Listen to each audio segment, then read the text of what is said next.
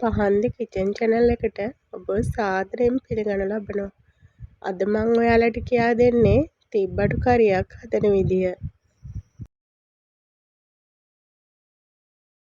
මුලින්ම තිබ්බටු කරිය හදාගන්න තිබ්බටු ටිකක්, තලාගත්තු කොස් ඇට ටිකක්, කරපිංචා ටිකක් එකතු කරගෙන හට්ටියකට දාගෙන තියෙනවා.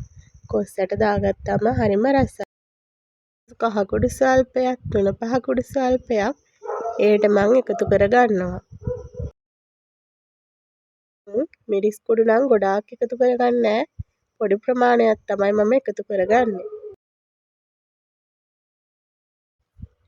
දැන් ඉතින් යාළුවනේ මම රට ලූණු, සුදු ලූණු එකතු කරගන්නවා.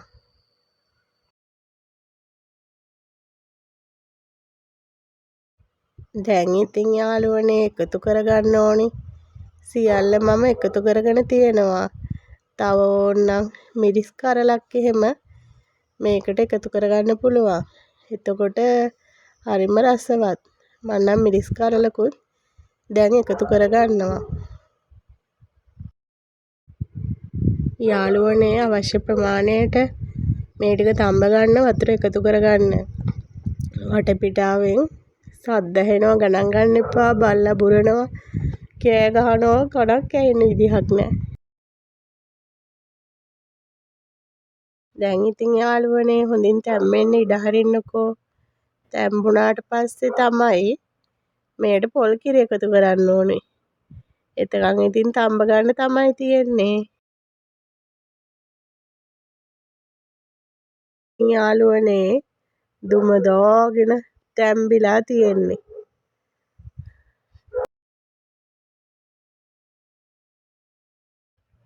කොස් ඇට ටිකත් හොඳට තැම්බිලා තියෙන්නේ. අපි දැන් ඒ ටික පොඩි කරගන්න ඕනේ.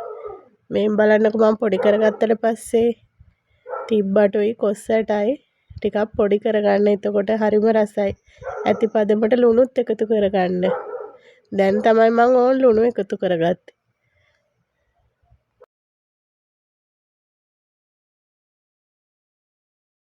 යාළුවනේ වතුර ගතිය තව ටිකක් තියෙන හින්දා අපි ඒ ටිකක් චුට්ටක් හිඳෙන්න තියාගමු. එතකොට තව ටිකක් හොඳට තැම්බෙනවනේ.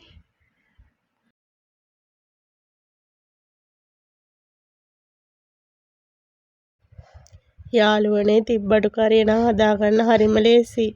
තව ටිකක් හොඳට මං කලවම් කරගන්නවා. පොඩි කරගත්තාම රසයිනේ. එහෙනම් අපි තව ටිකක් කලවම් කරගමුකෝ.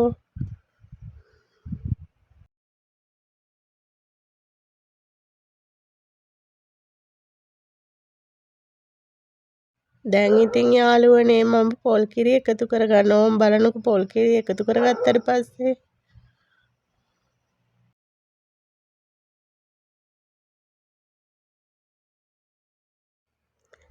යාළුවනේ ඔයාලත් අවශ්‍ය ප්‍රමාණයට පොල් කිරි එකතු කරගන්න. ඊට පස්සේ පොල් කිරි ටික පැහැව ගන්නකෝ.